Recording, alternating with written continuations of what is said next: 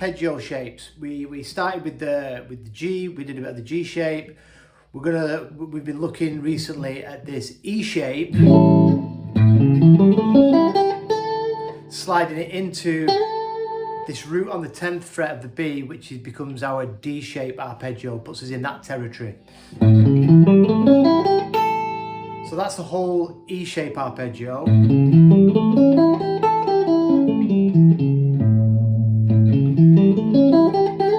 Sliding into the D, and then we've been coming up the D shape.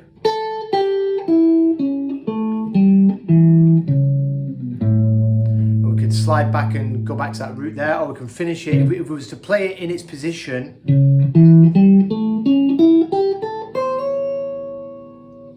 we start on the major third, and across from it, right opposite, obviously because it's the same string, we can slide into the major third to finish it.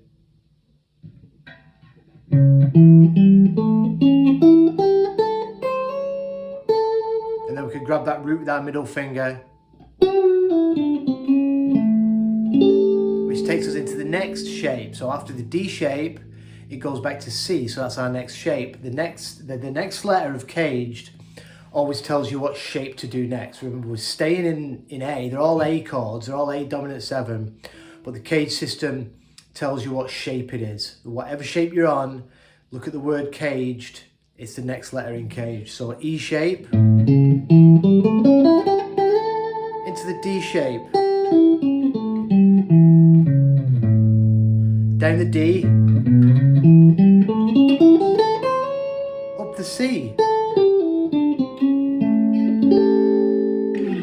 So it's a nice exercise to start on this root, this A root on the low E, and to sort of go into the D shape, like with a major pentatonic run.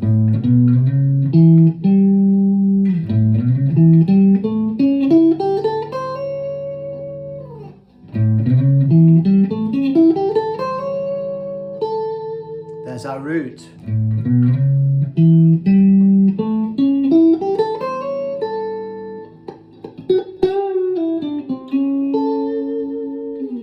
So this C shape, so practice that A major pentatonic going down the D, practice coming up the D from our E shape,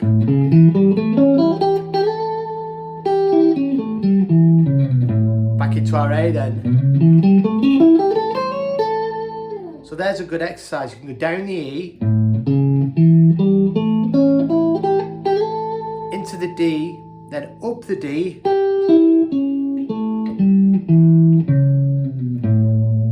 slide back up major pentatonic to our A root with our first finger, then back down the D, and then slide up into our C shape. That's covering quite a lot of these arpeggio shapes now. We're looking at the E, the D, and the C. So a lot of guitar. And then all we have to do next is the A shape into the G, and we've done them all, because remember we started on the G.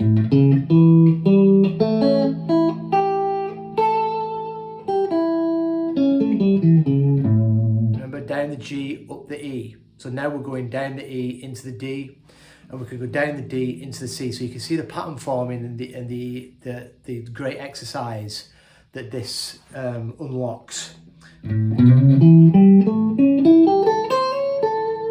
So this C shape out of this chord, A dominant 7, C shape. See, even I get mixed up. We go back to this G shape. The first part of because we go through the octave, so the first part of the arpeggio is root, third, 5, flat 7, always in that order. So there we started the root on the low E string. So if we're starting the root for this chord, it's on the A string, and we do that exact same shape, and it's the exact same notes, but starting from this 12th fret A string. Root, third, 5, flat 7.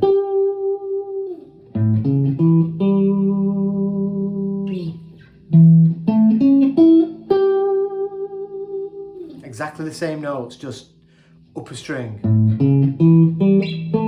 slide up into the next root. Root, third, fifth, flat 7, root in our E shape. If we do that same thing here, root, third, fifth, flat 7, slide up a whole step from our flat 7, takes us into our next shape, which after C is the A. And then we can continue on following the arpeggio. So let's look at this C shape.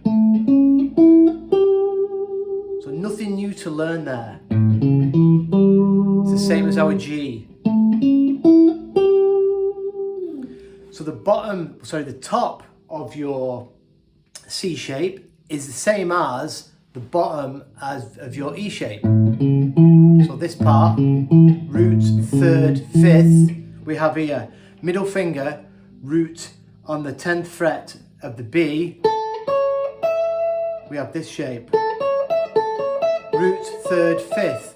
So nothing new to learn for that shape. We've done it elsewhere, we're just doing it in different positions.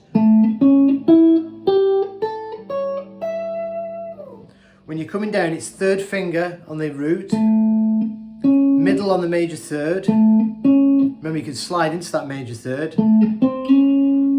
Then first finger is grabbing the fifth. Third finger, grab the flat 7. And then we don't grab this root with our first finger. Our finger, that finger lies there perfectly for it. We're going to reach over and sort of jump off with our middle. Sorry, wrong string. So 10th fret, B string, middle finger, then first finger falls straight behind it, high E for the major third, and then we can get the fifth there on the high E at the 12th fret. And then we can just move up and get our flat 7 and back to our root.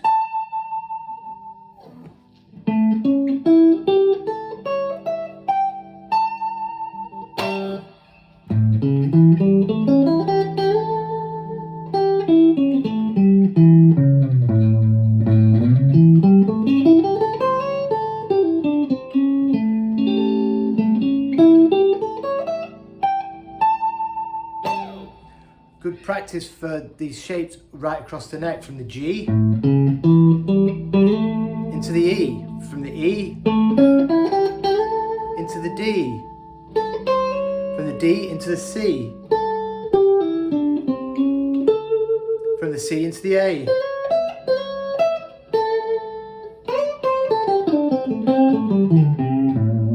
And we can always fall into the minor pentatonic as well, which is what we're going to be doing at a later stage. We're going to be mixing this with the minor pentatonic, which sits right underneath it, and it's also the mixolydian scale. You mix the major pentatonic in with the minor pentatonic and you basically got the mixolydian. So this stuff all sort of falls into place, but the arpeggios are perfect foundation and groundwork for just mapping out this guitar. It's good to do it in A because everyone's familiar with A, we're all familiar with it, and it's, you know, right here in the heart of the neck is good for the E shape. But once you start doing this for other keys, because you've already learned the shapes and the position shifts, you get familiar with it, it just works the same. You're just going to do it on a different part of the fretboard. So for example, where we've got this 8 to 7 here, E shape, for G, it would be here. So the same stuff applies.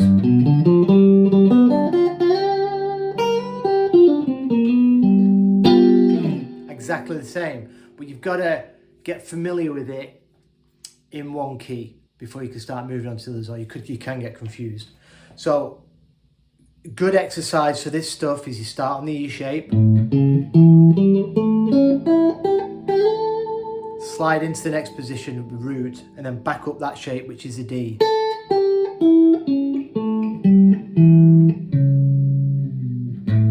We could do that little major pentatonic run back to that A root, or you could just finish it there. That's the major third. The major third in A.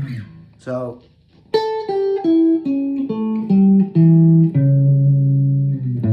just sounds nice resolved to that A.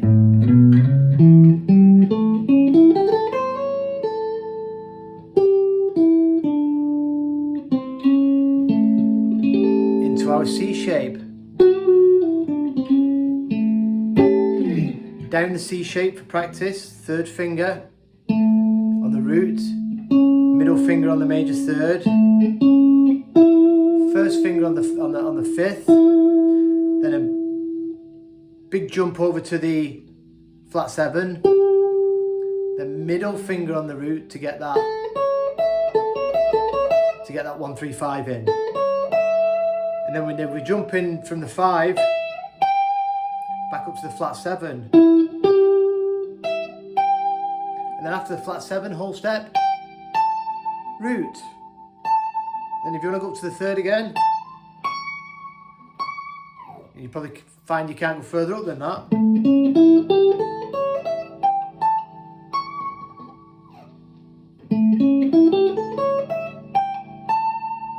When we get to, so we go from the C, you're in the A shape. So then you can start working that shape up and down. So we can go C, then back up the A, then down the A, takes us into the G shape. So then we've gone full circle. I'm going a bit off on tangents again here, but the more, like I said, it's a snowball effect. The more of this stuff you learn and get familiar with, you just keep gaining knowledge and you just sort of know more automatically as you go along. And when you come to do it for a different chord, for D, you pick it up straight away. And then when you do it for E, it's pretty much, it's already there because that's just a whole step up from the D. So once you can start doing that, you can start mixing this stuff together in a 12-bar blues, which is great fun, good to do over a jam track. And then what we can do after that is we start adding in some of the scale tones, we wrap the mixolydian around it. Notice where we can jump in and out of the major pentatonic and the minor pentatonic. Boom, you're playing blues lead guitar. Hope that helps. See you soon.